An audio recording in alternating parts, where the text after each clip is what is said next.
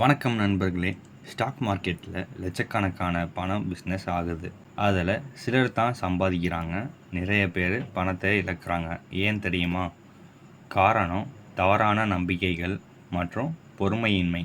பொதுவாக செய்யப்படும் சில தவறுகள்: ஐபிஓ வந்ததும் ஹைப்புக்கு மேலே சப்ஸ்கிரைப் பண்ணிடுறது, புரோக்கர் சொன்ன டிப்புக்கு பின்பட்டு ரிசர்ச் பண்ணாமல் வாங்குறது, மார்க்கெட் ஹைப் ஆகிறது பயந்து செல் பண்ணிடுறது, ப்ராஃபிட்டபிளை புக் பண்ணாமல் லாஸில் பேனிக் ஆகிறதுனால செல் பண்ணுறது, பயம், பதற்றம், ஷார்ட் டேர்ம் எக்ஸ்பெக்டேஷன்ஸ், வீணாக செல்ஃப் கான்ஃபிடன்ஸ் வச்சுக்கிறது.